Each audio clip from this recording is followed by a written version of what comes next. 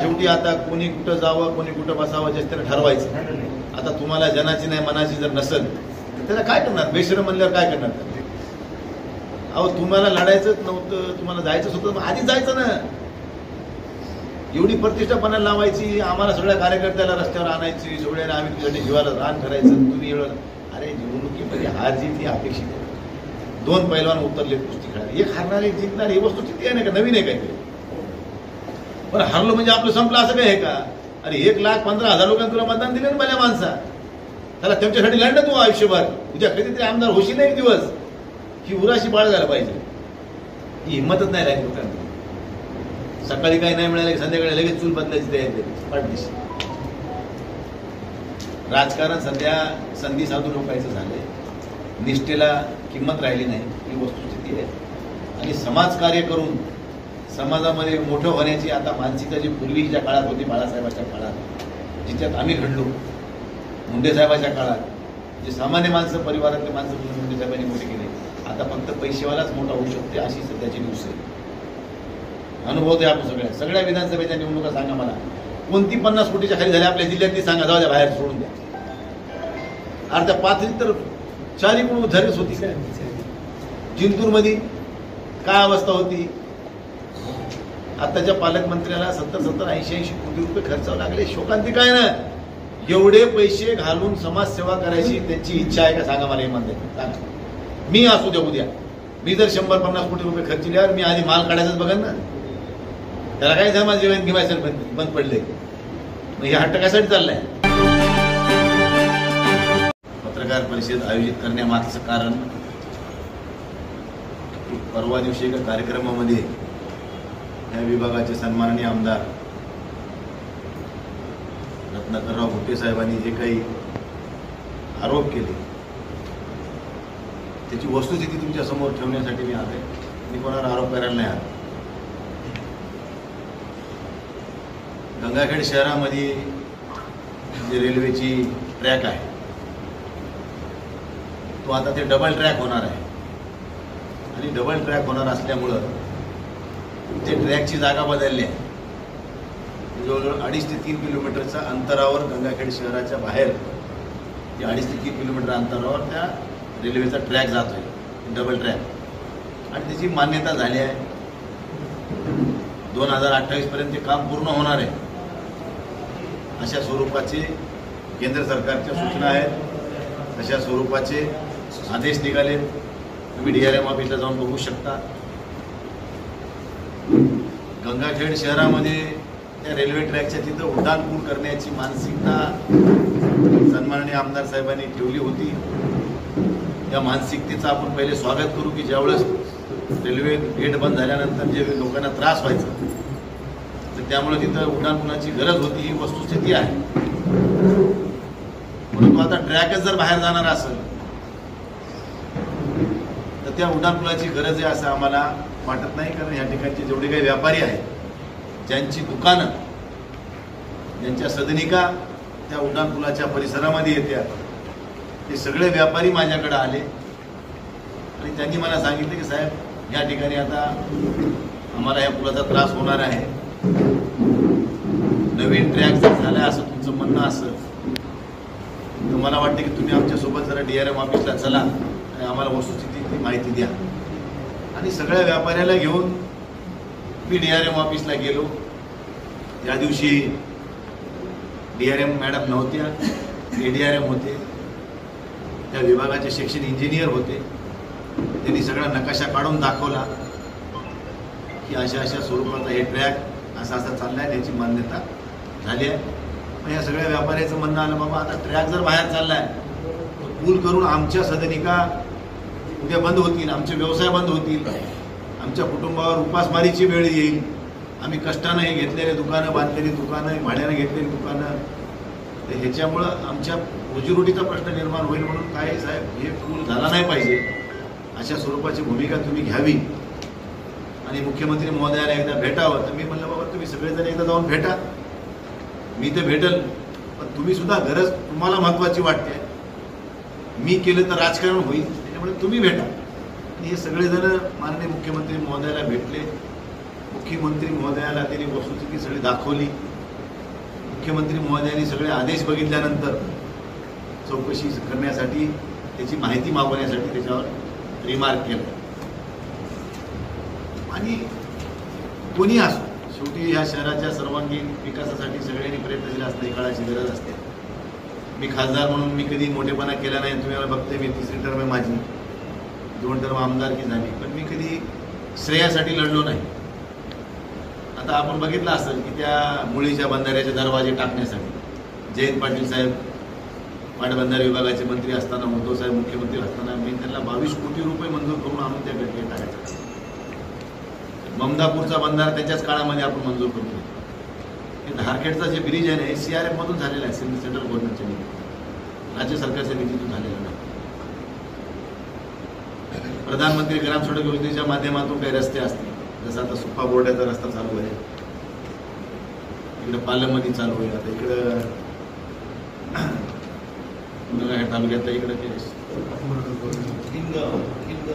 अलीकडचा रस्ता आहे, त्याच्यासाठी असेल. मी कोडगावचा रस्ता टाकलेला होता मुलासहित, तर तिथं यांनी स्टेट हायवे केला. स्टेट हायवेला मान्यता घेतल्यामुळं ते रस्ता मंजूर झालेला आपल्याला कॅन्सल करावा लागला. असाच रस्ता नावकीमध्ये केला होता, ते मी स्टेट हायवेमध्ये यांनी कन्वर्ट केलं. सुकीला टाकायचं होतं, सुकीचं स्टेट हायवेमध्ये करून घेतलं, कारण जिल्हा परिषदला बॉडी नसल्यामुळं आणि सरकार यांचा असल्यामुळं यांनी पाहिजे तसे रस्ते स्टेट हायवेमध्ये करून टाकले. मग तुम्ही घेतात का? तुम्ही ते रस्त्यात करा. तुम्ही घेत असताल तर अभिनंदन आहे, तुमच्या स्वागताला आम्ही युवा. पण कमीत कमी लोकांची गरज पूर्ण झाली पाहिजे. आता इकडं मंजूर झालेला असताना तुम्ही त्याला स्टेट हायवे करून त्याला कॅन्सल करायची काही गरज होती का? पण केला, ठीक आहे. आता लोक त्याचा त्रास भोगायला लागले, होईल आज न उद्या होईल, त्याची आपण प्रतीक्षा करू.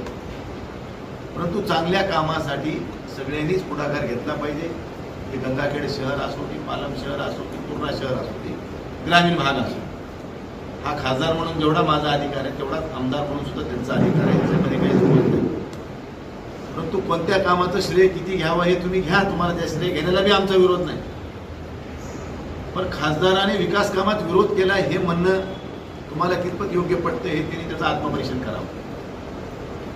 आज सरकारजवळ शासनाच्या कर्मचाऱ्याच्या पगारी करायला पैसे नाहीत.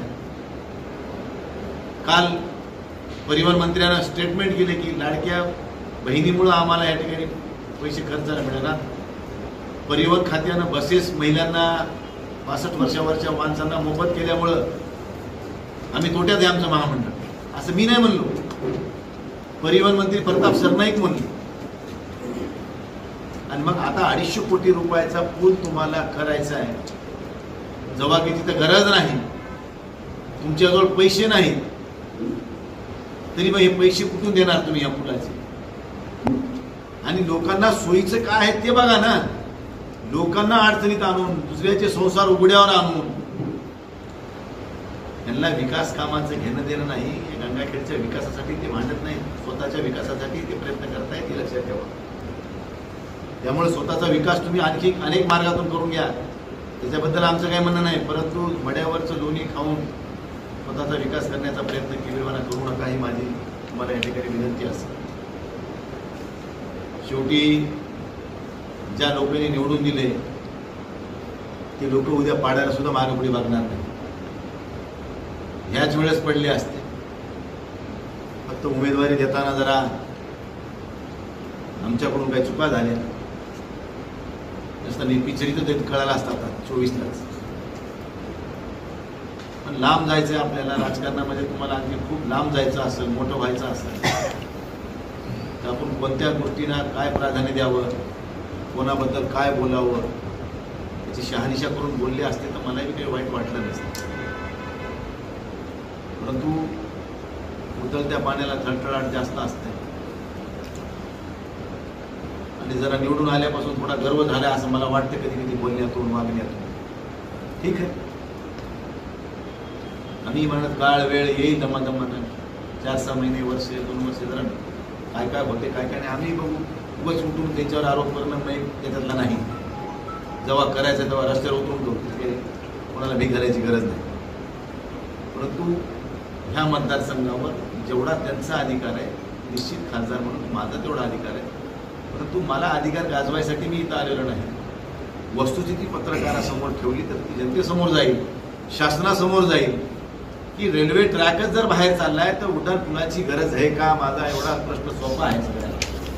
आणि जर गरज असेल आणि सगळ्या व्यापाऱ्याचे गंगाखेडवाल्याचं म्हणणं असेल की बाबा ट्रेक जरी बाहेर जर असला तरी उड्डाण पूल हवाच, तर मी त्याचा पुढाकार घेतो आणि झालाच पाहिजे म्हणून मी रस्त्यावर उतरतो, काय अडचण आहे. पण जेव्हा व्यापारीच म्हणतो, ह्या ठिकाणचा नागरिकच म्हणते की बाबा ह्या पुलाची आता जर रेल्वे ट्रॅक बाहेर चालला तर पुलाची गरज नाही आम्हाला, तर हे मतदारच म्हणत असेल तर लोकांनी मला निवडून दिलंय, त्यांचं समाधान करणं, त्यांच्या अडीअडचणीमध्ये त्यांना मदत करणं, एक जिल्ह्याचा खासदार म्हणून माझी जबाबदारी ती मी पार पाडतो. त्यामुळे वाईट वाटत असेल तर त्याचा वैयक्तिक विषय आहे, परंतु मला त्या गोष्टीमध्ये पडायचं नाही. म्हणून आपल्याला प्रामाणिकपणानं सांगतो, समाजाच्या हिताचं काम करावं हे बाळासाहेबांनी आम्हाला शिकवलंय. आणि जिथं अन्याय होत असेल त्याच्या विरोधात उभं टाकण्याची ताकद सुद्धा आम्हाला बाळासाहेबांनी दिली आहे. आणि त्या अनुषंगानेच मी भविष्यात काम करतोय, कालही केलंय, आजही करतो, उद्याही करणार. त्यामुळं सत्तावरी कोणाची आहे त्याला मी महत्त्व देत नाही. ही तर सत्ता आमची आहे, जिल्ह्याचा खासदार मी आहे. त्यामुळं मला जेवढ्या काही लोकांच्या हिताचं काम करायचं संधी मिळेल ते मला करण्याचा अधिकार आहे आणि ते मी अधिकारानं करणार. जनतेवर कुठलाही अन्याय होत असेल तर त्या अन्यायाला वाचा फोडून त्याला न्याय मिळवून देण्याची जबाबदारी माझी असेल. पण ते आज नाही, उद्या बी, कधी. त्यामुळे आता उभं कसं झालंय, प्रत्येक गोष्टीत पैशानंच तोलायचं कोणाला बी. आता साधा विषय होता, छत्रपती शिवाजी महाराजांच्या पुतळ्याचं अनावरण होतं.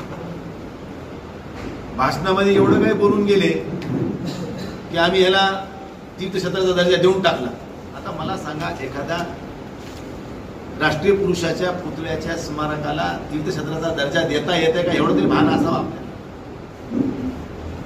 महाराष्ट्रामध्ये अनेक पुतळे, डॉक्टर बाबासाहेब आंबेडकरांच्या बाजूलाच आहे, इकडे शिवाजी महाराजांचा आहे, इकडे अण्णाभाऊ साठेचा आहे, अनेक पुतळे. त्या सगळ्याला द्यावं लागेल तीर्थक्षेत्राचा दर्जा आपल्याला. हे देणार आहेत का तुम्ही? हे देता येते का? ह्याचं कधी बघितलंय का तुम्ही? ह्या पुतळ्याच्या सर्वांगीण विकासासाठी, त्या भागातल्या परिसरातल्या सुशोभीकरणासाठी DPTC मधून आपल्याला काही निधीचं प्रोव्हिजन करता येते, पण तीर्थक्षेत्राचा दर्जा त्याला देता येत नाही. तिथे काही यात्रा भरत नाही, तिथे काही दैनंदिन काही कार्यक्रम नसतात. त्यामुळं त्यांच्या आकलनाचा विषय आपण त्याच्याकडनं बोललेलं बरं. आता मला सांगा, उड्डाण पूल झाला तर डॉक्टर बाबासाहेब आंबेडकरांचा पुतळा सुद्धा हटवावा लागेल किंवा पुतळा जाईल खाली किती होईल वरी, म्हणजे कालांतराने ते पुतळा सुद्धा वरी घ्यावा लागेल, नाही तर मग खालीच ठेवावं लागेल. म्हणजे ब्रिज करण्यानं जर समाजाचं, गंगाखेड नगरीतल्या नागरिकांचं जर समाधान होत असेल तर त्या गोष्टीचं समर्थन खासदार म्हणून मी सुद्धा करायला तयार आहे.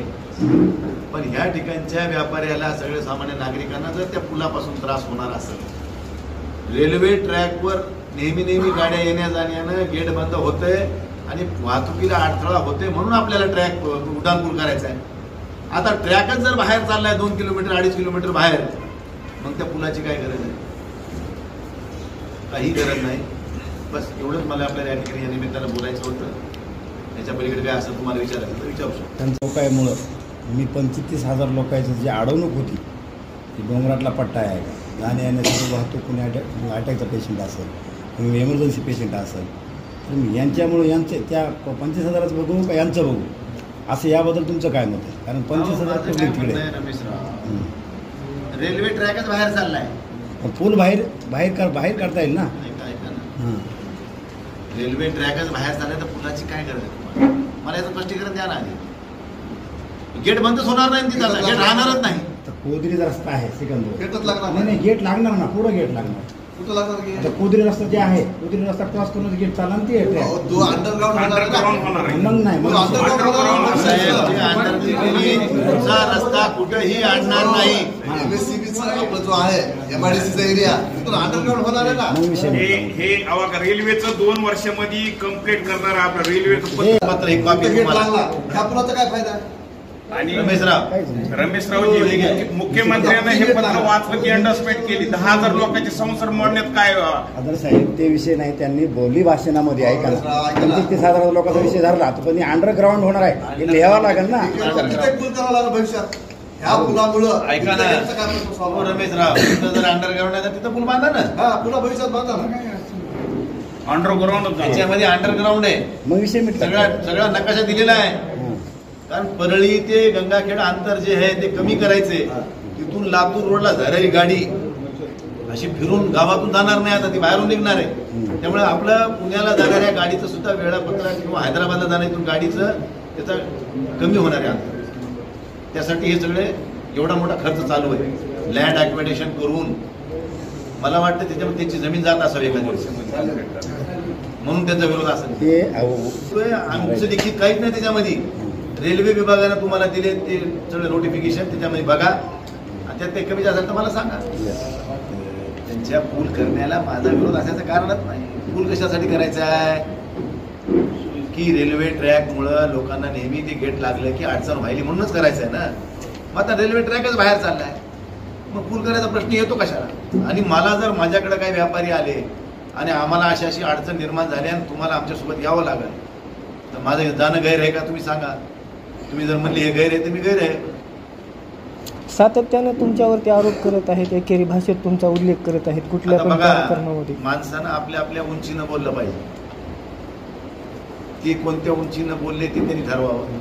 मी त्यांना साहेबच म्हणून म्हणणार, आणि त्या विभागाचं ते लोकप्रतिनिधी आहेत, गंगाखेड विधानसभा मतदारसंघाचे ते आमदार आहेत, त्यांच्याविषयी मी आदरानंच बोलणार. त्यांना काय बोलायचं होतं त्यांचा हा विषय. पुलाची आता निविदा लागलेली आहे, जर ते निविदा आता दोन चारदा तिचे पोस्टपोन झाली आहे. जर करायचं ठरलं तर पुढची काय दिशा असेल आपली. तेव्हाचे तेव्हा ठरलं, शासन ठरविल ना. शासन आज पैसे देईन कोणाला. गुत्तेदार आत्महत्या करायच्या मागे लागलेत, वर्ष झाले त्याचे बिल पेंडिंग आहेत, आणि हे कुठून पैसे देणार आहेत. तुमची याबद्दल यानंतर काय भूमिका असेल. करणारच मी. अरे बाबा ते म्हणून द्या ना, करणारच. आम्ही मुख्यमंत्री महोदयाला भेटू, वस्तुस्थिती काय आहे ते समोर ठेवू, की बाबा तुम्हाला करायचं आहे तर त्यांना समजा शासनानं करायचं ठरलं आहे तर शासन सध्या कशा पद्धतीने करायला कारभार तुम्हालाही माहिती आहे. सगळं काही एकाधिकारशाहीने चालू आहे. शासनाला जर पैशाचा दुरुपयोगच करायचा असेल तर काय करीत असेल तर मला काय, मी काय करणार. त्याच्याबद्दल व्यापारी आणि तुम्ही मिळून तुमची काय भूमिका. व्यापारी जर सगळे मिळून जर समोर येत असतील तर सगळ्या समोर मी राहणार आहे. त्याच्यामध्ये काय दुमत आहे. समाजाच्या हिताचं काम व्हावं कोणाकडून बी, समाजाच्या अहिताचं काम होऊ नये ह्या मताचा मी आहे. आणि जर गंगाखेडमधल्या लोकांना वाटलं की पूल आपल्याला आवश्यक नाहीये आणि हे आपल्यावर लादल्या चाललाय आणि ते जर रस्त्यावर उतरणार असतील तर सगळ्यात पुढे मी असेल, माझ्यासोबत ते असतील. अंडा आमलेटचा गाडा असते बघा साहेब. विषय असा आहे, पत्रकार साहेबांनी तसा प्रश्न विचारला असता त्यांना, पण पत्रकारांची सुद्धा वेळची वेळ झालेली आहे. तसा विषय नाही. आम्ही ऐका, आम्ही त्यांनी मिसगाईड करून त्याला बायपास काढा ना म्हणल्याप्रमाणे. दुसरे अनेक मार्ग आहेत तुम्हाला. अहो 250 कोटी नाही, तुम्ही 2,500 नाही 5,000 कोटी आणा ना. तुमच्या विकासाला कोणी विरोध करायचं कारण आहे काही. बायपास करा, तुमचाही मोठा विकास होईल, जनतेचं स्वागत होईल, जनतेचा व्यापार होईल, लोकांना सरकार योग येईल ना. रेल्वे ट्रॅक बी बाहेर चाललाय आणि तुमचा बायपास बी व्हायलाय, दोन्ही गोष्टी साध्य होतील. जे स्टेट हायवे आहे तुम्ही म्हणला की स्टेट हायवेमध्ये घ्या, अरंगूल Khatgaon to Akoli to ढवळकेवाडी to कोडगाव, हे जे स्टेट हायवेमध्ये घेतात बायवळणच मिळेल ना. त्याला बायवळणच मिळेल ना. त्याचं काम तरी तुम्ही कन्वर्ट करू शकता ना. आता बघा परभणीचा बायपास झाला, कुठून झाला, डेंटल कॉलेजच्या पलीकडून नीट आसोल्याच्या अलीकडे. आता तो राष्ट्रीय मार्ग आहे, पण त्याला शेतकऱ्याच्या जमिनी घेऊन त्याला बायपास केला. आता मी रिंग रोडची मागणी केली आहे त्याला, की बाबा तसा तिकडून केलाय तसाच पाथरी मार्गे गंगाखेड रोडला कनेक्ट करून नांदेडकडे जायला, विद्यापीठातून बाहेर पडून. म्हणजे हे रिंग रोड होईल. कोणाला कुठे जायचंय, त्याला गावात जायचं नाही, ते कुठून बी बायपास बाहेर होऊ शकते. पाथरीला जाओ, इकडे जिंतूरला जाओ, इकडे नांदेडला जाओ, कुठंही जाऊ द्या, ते परभणीत येता कामा नये. अवजड वाहनं असतील, ज्याला बाहेर जायचे. नाही तर काय व्हायला लागले की शहराला बघा उड्डाण पुलावर आता आम्ही जर त्या MSCB पासून निघालो, नूतन शाळेपासून, तर आम्हाला वसमत रोडला ते सावली रेस्ट हाऊस गाठायला कमीत कमी अर्धा ते पाऊण तास लागला. एवढी ट्रॅफिक आहे आणि त्या उड्डाण पुलावर सारखी जाम आहे. लोकांची अडचण दूर करावी हाच एक उद्देश आमचा आहे प्रामाणिक. त्याच्यामध्ये आमचं काही कुठलं राजकारण असायचं कारण नाही. तत्कालीन सरकारच्या कार्यकाळात तुम्ही मुळी बंदराला पैसे आणले, 22 कोटी रुपये मंजूर आणि जलपूजन त्यांच्या हस्ते झाले, यावर तुमचं काय मत? बाबा आता ते कुणी काय करावं जास्त ठरवावं. आता ते आमदार आहेत त्यांनी केलं असं. आता मला सांगा, प्रधानमंत्री आवास योजना आहे ही केंद्र सरकारची आहे. काल तर होल्डिंग घेत लावलं स्वतःच. म्हणजे आपलं तर आपलं, दुसऱ्याचं बी आपलंच. सत्ताधारी मी काय म्हणलं, आता शासनच तशी पॉलिसी खेळत असेल तर त्याला काय करायचं. साहेब पण आता हे सुट्टी झालं, हे कौडगाव झालं, हे तर किती गंभीर परिस्थिती. कौडगावचा रस्ता मंजूर झाला का नाही? वाघ साहेब एक्झिक्युटिव्ह इंजिनियर आहेत PM जयस्वाला, त्याला विचारा. मंजूर झाला रस्ता, पैसे आले, त्याचे सगळं झालं, पण ह्यांनी त्याला आता ते स्टेट हायवे मध्ये टाकल्यामुळं ते रस्ता कॅन्सल झाला. ह्याच्याकडून झाला नाही. तुम्ही जिल्ह्याचे पालक आहेत आहे का ना, त्या कौडगावची परिस्थिती तुम्हालाही माहिती आहे काय. 2 लेकरं बुडून मेले. हो, मेले. यावर्षी सुद्धा हा पाण्यात पूल वाहून गेला होता आहे. आणि जवळजवळ 5-7 खेड आहेत तिकडे पलीकडून आहे. याबाबत तुमची भूमिका काय असणार आहे? तुम्ही ही सगळी परिस्थिती बघूनच मी मंजूर केलता, पण ह्यांनी त्याला स्टेट हायवेला मान्यता घेतल्यामुळे त्याचं कॅन्सल झालं. नावकीचा रस्ता तसाच कॅन्सल झाला.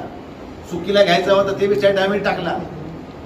त्याचं एस्टिमेट बी नाही साहेब. याच्यावर तुमची आता पुढं लोकप्रतिनिधी त्यांनी करा. तुम्ही ही त्याला विचारा ना, आमदार साहेबांना विचारा की बाबा हे खासदार साहेबांना प्रधानमंत्रीमधून मंजूर करून आणलेलं होतं, पण तुम्ही स्टेट हायवेमध्ये त्याला कन्वर्ट केल्यामुळे ते होऊ शकला नाही. मग तुम्ही ते का करीत नाही? ती करा ना म्हणा, लोकांची गरज आहे. ते नाही करायचं.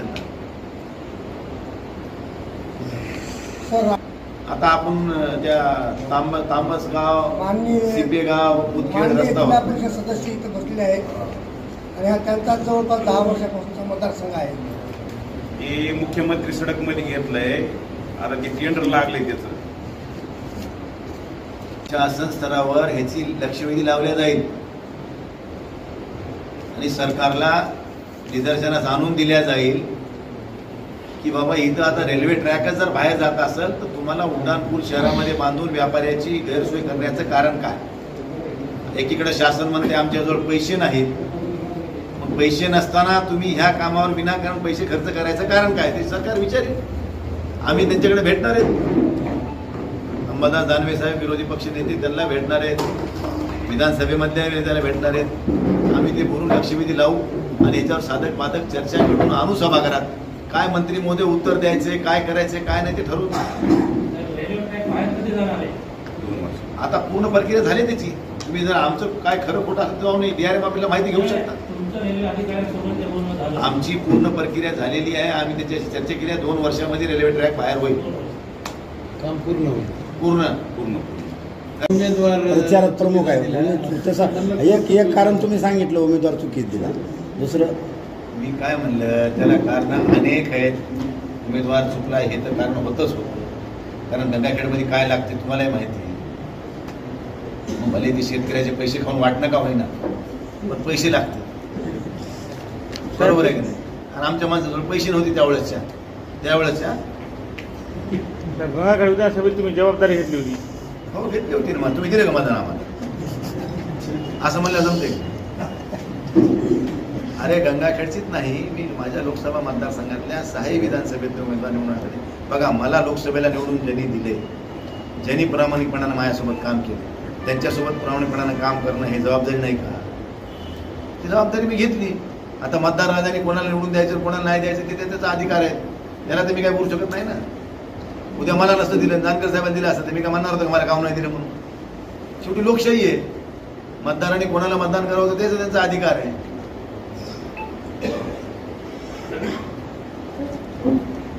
आलंय सकाळी मलाही कळालंय तेव्हा इश्यू केलायचं, पण तुमचं रिन्युअलचा मला कालावधी संपलेला आहे मला वाटतं. सर विषय असा आहे की व्यापाऱ्यांचं मत, आमचं सगळ्यांचं मत आहे की 99 वर्षाचा करार आहे, बोली करार.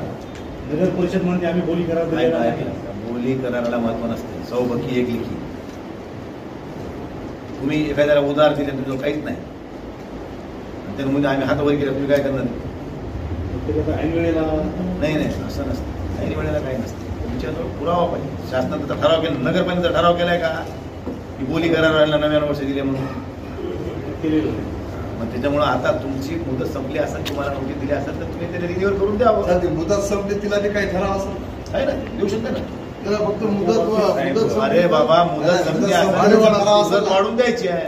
साहेब तशी त्यांची तयारी नाही. अरे द्यावं लागेल, त्याच्या बापाला द्यावं लागेल, त्याची चिंता करू नका. साहेब अशी आम्ही आहे त्यासाठी, तुम्ही ती चिंता करू नका. अशी तरतूद आहे, ह्याला असं प्रशासकाला असा भाडेवाढीचा ठराव घेता येते, असं ते हे करता येत नाही साहेब. याला डबल खाली करा. आपलं खाली करा हे असं म्हणता येत नाही. अरे बाबा खाली करा म्हणले कोण तुम्हाला? नोटीस तिने दिल्या असते तर काय झालं? तुम्ही त्यांना भेटावं, त्याच्याशी चर्चा करावी. कुठं अडचण आहे तर मी येईन ना, जिल्हाधिकाऱ्याकडे बैठक लावू, यांच्याकडे लावू. आपल्याला रिन्युअल करून घ्यावं लागेल. त्यासाठी आपल्याला त्यांचं म्हणणं आहे की बाबा जुन्या काळात दिलेली दुकानं आहेत, त्यांना भाडं मला वाटतं तुम्हाला 600-700 रुपये काहीतरी भाडं आहे, बरोबर आहे का? अरे बाबा ठीक आहे, जे असेल ते 10 वर्ष पण नाही झाले. हा, ठीक आहे ना. जे जुने लोक आहेत, तुम्हाला किती वर्षाची मुदत वाढ दिलेली आहे? किती वर्षाचं तुमचं काहीच नाही, कोणाच काही दिलं नाही त्यांनी. तुम्हाला नाही, 3 वर्षात काम नाही यार. मी काय म्हणलं, तुमचं 10 वर्षापूर्वी दुकान तुम्हाला मिळालं. तुम्हाला लीज किती वर्षाची? तसं काही लिहूनच दिलं नाही त्यांनी आपल्याला. फक्त कोणी सांगितलं. आपल्याला वर्षाचा करावे. करारनामे केलेलेच नाही. लेखी नाही, काहीच नाही. आता हे कोण केले? नगरपालिका. मग आता त्याला काय म्हणून उपयोग आहे का? आणि आता सुद्धा आम्ही फक्त घेतलं नाहीये. मग आता एक काम करा, आता आपण पक्क्यात घेऊ. त्यांना ठराव करायचा अधिकार आहे. आपण ते ठराव करून शिवकडून घेऊ आणि तुमचं नूतनीकरण करून घेऊ आपण. फक्त त्याची जे आपले बघा, ते भाडेवाढीचा विषय येईल समोर एखाद्या वेळेस. त्या बाबतीमध्ये आपली थोडी मानसिकता तयारी ठेवावं लागेल की बाबा आपल्याला आता 500-600 रुपये भाडं आहे. 1000-1200, 1500. आता काही काही लोकांना 30-30 वर्षापासून 500 रुपयेच भाडं आहे, 600 रुपये, बरोबर आहे. त्याला वाढवून द्यावं लागेल ना. अरे भाड्याची खोली मिळालं 100-500 रुपयाला तुम्हाला. तुम्ही तर कमर्शियल दुकान घेताय, त्याची गरज नसते. आता माझा काय प्रश्न आहे, 90 वर्षाचा प्रश्न आहे की आता हे जिल्हा बरोबर नव्वद जसा नाही, नाही, मोदी आहे, आता हे पण मोदीच आहे ना. श्रीकांतचं म्हणण्याप्रमाणे की बाबा तुम्ही आज त्यांची कसं मुदत बोलत संपली म्हणायली. हा. कोणी आलं? मुदत होती किती तारखेपर्यंतची हे मी हा. सांगा ना. हे त्यांनी कोणी एखादा आलं? दाखला द्यावा की ह्यांची मुदत एवढ्या वर्षाची होती. 3 वर्षापूर्वी म्हणले. मग त्यांचा बंदोबस्त कसा? आले नाही. हे असेच नाचणार ना मग लोकांच्या आज सीओ सोडला, आज सीओ मॅडम जर सोडले तर बाकी काळूबाळूच येत नसेल. ते मी काय म्हणलं, आले नाहीत ते आणलेत, त्यांनी तेवढंच करायचंय सालगड्यासारखं. ते सालगडी झाल्यामुळे सगळे बाकी तालुका काय होणार नाही. आपण त्याला लोकशाहीच्या मार्गाने जाऊ, वेळ प्रसंगी रस्त्यावर उतरू. तुम्ही तयारी ठेवा, आम्ही सोबत येतो. लोकशाही शिल्लक राहिली. त्यासाठी आपल्याला जागरूक राहावं लागेल. त्याला ठोकमशाही केली तर आपल्याला ठोकमशाही करावं लागते. त्याची करू नका चिंता तुम्ही. ठोकापट्टी गिट्टीची चिंता तुम्ही करायची नाही. हो. तुम्ही फक्त तुमच्यावर अन्याय होताना त्याला वाचा फोडायसाठी तुम्ही रोडवर या. तुम्ही जोपर्यंत समोर येणार नाही, तुम्हाला शिवाजी महाराज सगळ्याला जन्माला यावं वाटायला, पण कधी शेजारच्या घरात आपल्या नको. ही भूमिका नको. तुम्हाला त्रास व्हायला ना, लेकरू रडल्याशी माय बी पाजवीत नाही. तुम्हाला त्रास व्हायला म्हणल्यावर तुम्ही कधी समोर यायची तयारी ठेवा ना. आम्ही हे ना समोर येतो, बघ कोण माहिती लागेल मग बघू आम्ही बी. तेवढ्या बाबतीत आम्ही खंबीरतेची चिंता करू नका. फक्त अन्याय आम्ही आयुष्यात केला नाही आणि कोणावर अन्याय होताना ते आम्ही बघवणार बी नाही, आम्ही सहन करणार बी नाही. आता महाविकास आघाडी आणि महायुती आता नुकताच आज निकाल लागणार होता, पण ती तारीख वाढली गेली. जिल्हा परिषद पंचायत स्थानिक स्वराज्य निवडणूक याबाबत येऊच ना काय पुढे तुमच्या आता महाविकास आघाडी कार्यकर्त्याच्या आम्ही पाठीशी महाविकास आघाडीवर लढणार ना. 100% हो, 100% लढणार. सब केले. महाविकास आघाडी म्हणून लढू. काही मध्ये आमच्या संघ काही मित्र आले, आमचे काही सहयोगी, आमचे सहकारी मित्र काही आले, समजा पक्षाचे सोडून ते ना सोबत घेऊन काय टायगर टायगर फेल आहे रे. काय काय करत आता मला सांगा, लोकशाही आहे. महाराष्ट्राच्या सगळ्या खासदाराला दिल्लीतल्या प्रत्येक अधिवेशनामध्ये कोण्या मंत्र्याकडं, एखाद्या खासदाराकडं, एखाद्या घराची नवीन त्यानं ताबा घेतलाय, घर घेतलंय, त्याचं सगळं झालं, रिन्युअलिएशन झालं की जेव्हा बोलतो सगळ्याला, राज्यसभा असो, लोकसभा, सगळ्या पक्षाच्या बरं का. पुन्हा काही इतर राज्यातले काही असतील ओळखीचे मित्र त्या सगळ्या रुटीन आहे, नवीन नाही. पवार साहेबाच्या इथे मी गेले त्याच्या आम्ही सगळेच होतो. मला म्हणलेलं जेवण करा. मी म्हणलं बाबा इथं सगळं दोन्ही तुमचं ठीक आहे जेवण. ते म्हणजे माझ्या किचनमध्ये सेपरेट आहे. मी म्हणजे मला नको. संजय राऊत म्हणले ते जेवत नाही, तुम्ही लागू नको. मग दुसऱ्या दिवशी जाधव साहेबाकडे होतं. मी सहज आम्ही गेलो, त्यांना नमस्कार केला, 4 लोकांना भेटलो, आलो. दुसऱ्या दिवशी मी आदित्य ठाकरे आले म्हणून इकडे गेलो. ते लगेच सुरू झालं, तुम्ही जेवायला गेलते. मी तुला विचारून जायचं का बाबा? अरे माझ्यासोबत ते आमदार बी होते, मी त्याच्यासोबत खासदार बी आहे. शेवटी काही मित्रत्वाचे संबंध असतात. मी मला आता एबीपी वाल्यानं कधी जर IBN वाल्याला बोलविलं, तू जाणार नाहीस का हेड ऑफिसला विचारित बसतो का? जसं मी हेड ऑफिसला विचारित का तुला म्हटलं. तर असं काही मूर्खासारखं विचारू नका ना. मी माझ्या नेहमीच्या शैलीत त्याला बोललो. मी काय रविवारी बोलून त्याला सांग. माहिती नाही पुन्हा ते बाहेर जाताना मला म्हणला ते ऑपरेशन टायगर मला फेल आहे. तर 6 खासदारच जुटणार नाही त्याचे. आमचे 9ला 9 पक्के आहेत. हे उगाच ते संभ्रम निर्माण करून त्यांना जे त्रास व्हायला शिंदे गटाला राज्यामध्ये, जी त्रास दूर करायसाठी तिकडं काहीतरी आम्ही बळ दिलं तर आम्हाला आणखी जरा सन्मानाची वागणूक मिळेल किंवा मला CM होता येईल का, असा केविलवारापर्यंत चालू असेल काय सांगतो. पण आमच्या 9 मधला एकही खासदार फुटणार नाही ही वस्तू. CM पदासाठीच ऑपरेशन टायगर आहे असं वाटतं. तसंच आहे सेम वस्तुस्थिती आहे. टायगर जिंदा आहे ना, ते म्हणायची गरज आहे का टायगर? तुझ्या समोर बसलेला आहे. आयुष्याच्या शेवटच्या क्षणापर्यंत मी उद्धव बाळासाहेब ठाकरेंच्या शिवसेनेसोबत, ज्या पक्षानं माझ्या जडणीघडणीमध्ये मला योगदान दिले, ज्या मतदारांनी मला इथपर्यंत आणले, त्यांची प्रतारणा होणार नाही माझ्या उभ्या आयुष्यात. याच्यापेक्षा वेगळं सांगायची गरज नाही. चल ते नेते आहेत मोठ्या जाऊ दे. मी काय बोलणार नाही. त्यांना विचारावं लागणार की बाबा तुम्ही किती गाड्या दिल त्या, एवढंच सांगा. त्यांना विचारा तुम्ही जरा. मला इथं त्यांना विचारा तुम्ही 4 टर्म काढल्या म्हणा, म्हणजे मग तुमच्या 8 कशा?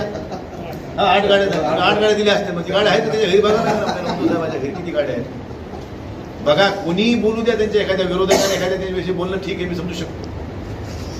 पण जे त्यांच्या जीवावर बनले त्यांनी कमीत कमी मिटायला जागावं आणि खरं तरी बोलावं किंमत.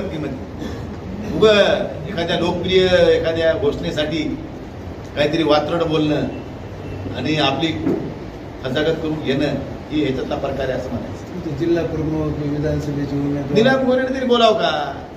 गेले 4दा त्यांना पक्षाने आमदार केले विधान परिषदेवर. 4दा काय बघून केले?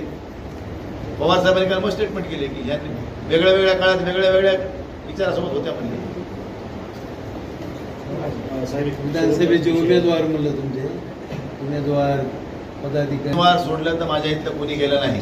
तुमच्या शुभेच्छा आहेत. बघा शेवटी आता कोणी कुठं जावं कोणी कुठं बसावं जे त्याला ठरवायचं. आता तुम्हाला जनाची नाही मनाची जर नसेल तर त्याला काय करणार? बेशरम म्हणल्यावर काय करणार? दिल्या घरी सुखी राहते. अहो तुम्हाला लढायचंच नव्हतं, तुम्हाला जायचंच होतं, मग आधी जायचं ना. एवढी प्रतिष्ठापणाला लावायची, आम्हाला सगळ्या कार्यकर्त्याला रस्त्यावर आणायची, सगळ्यांना आम्ही तुझ्यासाठी जीवाला रान करायचं. तुम्ही एवढं अरे निवडणुकीमध्ये हार जीत ही अपेक्षित आहे. 2 पैलवान उतरले कुस्ती खेळायला, एक हारणार एक जिंकणार, ही वस्तू किती आहे ना का नवीन आहे काहीतरी. पण हारलो म्हणजे आपलं संपलं असं काय आहे का? अरे 1,15,000 लोकांनी तुला मतदान दिलं ना भल्या माणसा, त्याला त्यांच्यासाठी लढणं तू आयुष्यभर. उद्या कधीतरी आमदार होशील ना एक दिवस, ही उराशी बाळ झाला पाहिजे. ही हिंमतच नाही राहिली लोकांना. सकाळी काही नाही मिळालं की संध्याकाळी लगेच चूल बदलायची तयारी पाठदिशी. राजकारण सध्या संधी साधू लोकांचं झालंय. निष्ठेला किंमत राहिली नाही ही वस्तुस्थिती आहे. आणि समाजकार्य करून समाजामध्ये मोठं होण्याची आता मानसिकता जी पूर्वीच्या काळात होती, बाळासाहेबांच्या काळात, जिच्यात आम्ही घडलो, मुंडेसाहेबांच्या काळात जे सामान्य माणसं परिवारातले माणसं मुंडेसाहेबांनी मोठे केले, आता फक्त पैसेवालाच मोठा होऊ शकते अशी सध्याची न्यूज आहे. अनुभव द्या आपण सगळ्या विधानसभेच्या निवडणुका सांगा मला. कोणती 50 कोटीच्या खाली झाली आपल्या जिल्ह्यात ती सांगा, जाऊ द्या बाहेर सोडून द्या. अर्ध्या पाथरीत तर 4 कोण झालीच होती. जिंतूरमध्ये काय अवस्था होती? आताच्या पालकमंत्र्याला 70-80 कोटी रुपये खर्चावं लागले. शोकांतिक आहे ना. एवढे पैसे घालून समाजसेवा करायची त्यांची इच्छा आहे का सांगा मला इमानदारी सांगा. मी असू द्या उद्या मी जर 100-50 कोटी रुपये खर्चल्यावर मी आधी माल काढायचाच बघा ना. त्याला काय समाज जेवण घेवायचं बंद पडले. मग हे हट्ट कशासाठी चाललाय?